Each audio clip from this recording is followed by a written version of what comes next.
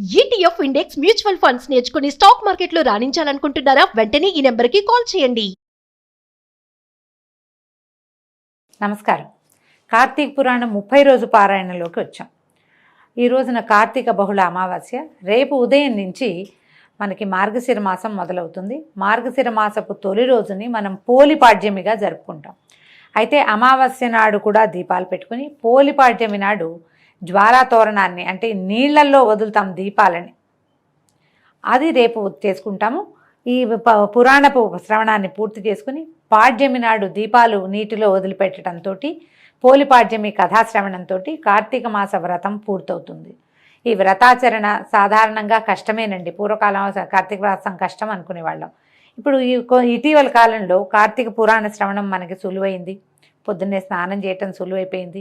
దేవాలయ దర్శనాలు సులువుగా అవుతున్నాయి. కొంతమంది అటు ఇటు తీర్థయాత్రలు కూడా చేస్తున్నారు. నదీ స్నానానికి అవకాశం తీసుకునే వాళ్ళు కూడా చక్కగా కనపడుతున్నారు.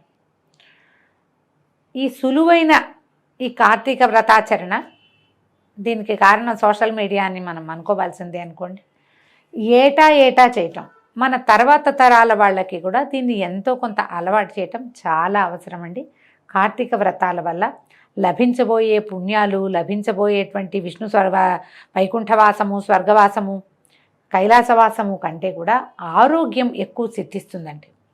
ఈ కాలంలో మనం ఉదయకాలమే పొద్దున్నే లేవడము, నిద్ర తగ్గించుకోవటము, తెల్లవారుజామునే స్నానం చేయటము, సూర్యనారాయణమూర్తిని యథావిధిగా నమస్కారం చేసుకోవటము, దీపాలు దానం చేయటము, దీపాలు ఇతోధికంగా దీపాలు పెట్టటము, నదీ స్నానము, ఇవన్నీ కూడా ఆరోగ్యాన్ని పెంపొందిస్తాయి. తర్వాత వచ్చేటువంటి మార్గశిర మాసం మరీ కష్టసాధ్యమైన మాసంగా చెప్తారు. చలికాలం పెరిగిపోతుంది. చాలామంది పెద్దవాళ్ళు చూడండి, డిసెంబర్లో ఎక్కువగా మరణ వార్తలు వింటాం. కార్తీక వ్రతాచరణ చేసిన వాళ్ళకి పెద్దగా అలాంటి సమస్యలు రావు. స్ట్రోక్స్ అవి తక్కువగా వస్తాయి. ఆరోగ్యం అంత పాడవకుండా ఉంటుంది. చలికి అలవాటు పడిపోయి ఉంటుంది శరీరం. చన్నీళ్ళ స్నానం వల్ల శరీరం గట్టిపడుతుంది. ఒకసారి ఒక చెంబు నీళ్లు పోసుకునేసరికి చన్నీళ్ళు పోసుకున్నాం అనుకోండి, అనిపిస్తుంది ప్రాణాలు పైన పోతున్నట్టు ఉంటుంది. ఆ అంటంలోనే మనకి తగిలిన షాక్ తోటి నరాలకి బలం వస్తుందండి. నర్వెంట్స్ బలోపేతం అవుతాయి. దానివల్ల మనకి సడన్గా వచ్చే సమస్యలు రాకుండా ఉంటాయి. అందుకని ఆరోగ్యమాసమైన ఈ 30 రోజుల్ని మీరందరూ చక్కగా సుసంపన్నం చేసుకున్నారని భావిస్తున్నాను. మీరు అందరూ ఈ వ్రతాన్ని సుసంపన్నం చేసుకోవటానికి భాగస్వాములైనటువంటి సుమన్ టీవీ వారు, నేను కూడా చరితార్థులమైనట్టే. ఎవరెవరు కార్తీక పురాణం విన్నారో వాళ్ళందరికీ శుభాభినందనలండి. మీరు ఖచ్చితంగా ఈ కార్తీక మాస వ్రతాన్ని ఆచరించినట్టే భావించాలి. అయితే మనం పురాణంలోకి వద్దాము. సూతప్రోక్తమైన విషయాలన్నీ విన్నటువంటి ఋషులు, ఓ మునిరాజా, రావి చెట్టు ఎందువల్ల అంటరానిదయింది, అయినప్పటికీ శనివారం నాడు మాత్రమే ఎందుకు పూజనీయతని పొందింది అని ప్రశ్నించగా సూత మహాముని వాళ్ళని ఇట్లా సమాధానపరిచాడు. ఏమని చెప్పాడట? పూర్వము క్షీరసాగర మథనంలో లభించిన అనేకానేక వస్తువులలో లక్ష్మిని, కౌస్తుభాన్ని శ్రీహరికి సమర్పించి తక్కిన సంపదనంతా దేవతలు తీసుకున్నారు. అయితే శ్రీహరి శ్రీదేవిని వివాహం చేసుకోదలిచాడు. కానీ శ్రీదేవి, ఓ నారాయణ, నాకంటే ముందు జన్మించింది మా అక్కయ్య ఉన్నది. ఆ జ్యేష్ఠకు పెళ్లి కాకుండా కనిష్టనైన నేను కళ్యాణమాడ్డం పాడిగాదు గనక ముందు ఆమెకు మనువుకై సంకల్పించమని కోరింది. ధర్మబద్ధమైన రమాదేవి మాటల్ని అంగీకరించిన విష్ణువు ఉద్దాలకుడనే మునికి జ్యేష్ఠాదేవిని సమర్పించాడు. స్థూలవదన, అశుభ్ర రదన, అరుణ నేత్రి, కఠినగాత్రి, బిరుసు శిరోజాలు కలిగినటువంటి జ్యేష్ఠాదేవిని ఉద్దాలకుడు తన ఆశ్రమానికి తెచ్చుకున్నాడు. ఈమెకి ఇష్టమైనది ఏంటంటే నిరంతరము హోమధూమ సుగంధాలతోనూ వేదనాదాలతోనూ నిండిన ఈ ఆశ్రమాన్ని చూస్తూ జ్యేష్ఠాదేవి దుఃఖించి, ఓ ఉద్దాలక, నాకు ఈ చోటు సరిపడదు. వేదాలు ధ్వనించేది, అతిథి పూజా సత్కారాలు జరిగేవి, యజ్ఞయాగాదులు నిర్వహించబడేవి అయిన స్థలాల్లో నేను నివసించలేను. అన్యోన్యానురాగం కలిగిన భార్యాభర్తలు ఉన్న చోట కానీ, పితృదేవతలు పితరులు పూజింపబడే చోట కానీ, ఉద్యోగస్థుడు నీతివేత్త, ధర్మిష్ఠుడు, ప్రేమగా మాట్లాడేవాడు, ఉద్యోగస్థుడు అంటే జాబ్ హోల్డర్ అని కాదండి, పని చేసుకునేవాడు, తన పని చక్కగా సానుకూలంగా, రైతు అయితే రైతు పని, నేతగాడైతే నేతగాడి పని, అట్లా తమ వృత్తిని చక్కగా సాంగోపాంగంగా చేసుకునే వాళ్ళ దగ్గర జ్యేష్ఠాదేవి ఉండదు. ఉద్యోగస్థుడు నీతివేత్త, ధర్మిష్ఠుడు, ప్రేమగా మాట్లాడేవాడు, గురు పూజా దురంధరుడు ఉండే స్థలాల్లో కూడా నేను ఉండలేను. ఏ ఇంట్లో అయితే రాత్రింబవళ్ళు ఆలుమగలు దెబ్బలాడుకుంటూ ఉంటారో, ఏ ఇంట్లో అతిథులు నిరాశతో ఉసూరుమంటారో, ఎక్కడైతే వృద్ధులకు మిత్రులకు సజ్జనులకు అవమానాలు జరుగుతూ ఉంటాయో, ఎక్కడైతే దురాచారాలు పరద్రవ్య పరభార్యాపహరణశీలుడైన వాళ్ళు ఉంటారో అలాంటి చోట్లోనే నేను ఉంటాను.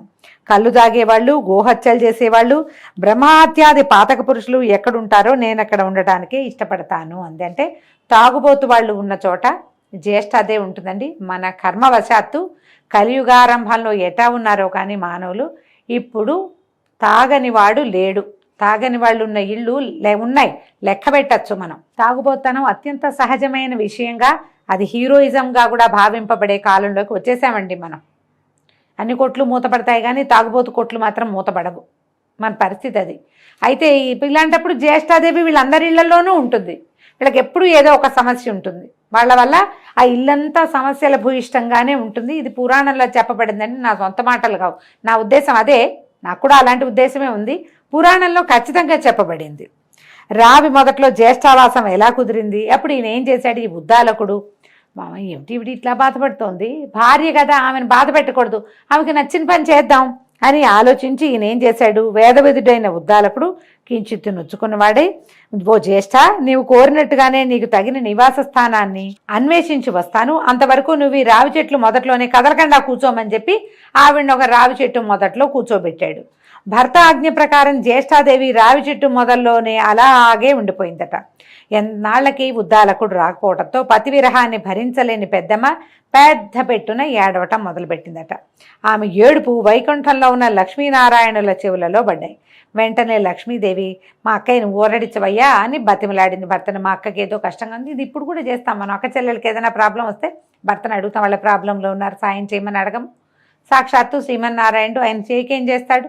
ఈ భార్య మాటలు విని ఆయన ఏం చేశాడు, ఈవిని కూడా తీసుకుపోయి కమలా సమేతుడై జ్యేష్ఠాదేవి ఎదురుగుండా ప్రత్యక్షమయ్యి ఆమెను ఊరడించి, ఓ జ్యేష్ఠాదేవి, ఈ రావి చెట్టు నా అంశతో కూడి ఉంటుంది కనుక నువ్వు దీని మూలంలోనే స్థిర నివాసం ఏర్పరచుకుని ఉండిపో.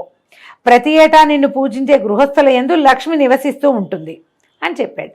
అయితే ఆ నియమాలలోనే ప్రతి శనివారము రావి చెట్టు పూజనీయగాను అక్కడ జ్యేష్ఠాదేవిని షోడశోపచార విధిగా అర్చించే స్త్రీల పట్ల శ్రీదేవి అమిత కరుణా కలితే అనుగ్రహించేటట్లుగా ఏర్పరిచాడు.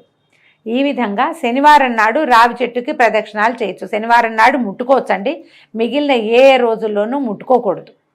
ఇది లెక్క. పురాణంలో ఇట్లా చెప్పారు. ఓ ఋషులారా, సత్యభామకు శ్రీకృష్ణుడు చెప్పినట్లుగాను నారదుని చేత పృథు చక్రవర్తికి చెప్పబడిన విధానంగాను నేను మీకు ఈ పద్మపురాణాంతర్గత కార్తీక పురాణాన్ని వినిపించాను. ఎవరైతే ఈ కార్తీక మహాత్మ్యాన్ని చదువుతున్నారో, వింటున్నారో, వినిపిస్తున్నారో వారు సమస్త పాపాల నుండి విడిబడి విష్ణు సాయుధ్యాన్ని పొందుతున్నారు అని సూతుడు చెప్పగా విని సంతసించిన ఋషులు అక్కడి నుంచి బదరీవన దర్శనాకాంక్షులై పయనమయ్యారు. అంటే కార్తీక మాసం అయిపోయాక మార్గశిర మాసంలో ఋషులందరూ నైమిషారణ్యం నుంచి బదరికాశ్రమానికి, అంటే మనం తెలుసుకున్నదే బదరీనారాయణుని సేవించడం కోసం బద్రీనాథ్ అని చెప్పుకుంటాం కదా, అక్కడికి ప్రయాణమయ్యారటండి. దీంతో మన 30 రోజుల కార్తీక పురాణ శ్రవణము పూర్తయిందండి. వచ్చే సంవత్సరం మళ్ళీ ఇలాగే కార్తీక పురాణాన్ని వినిపించే ప్రయత్నం చేస్తాం. సావధానంగా విని మీ కార్తీక వ్రతాన్ని సుసంపన్నం చేసుకోండి. నమస్కారం.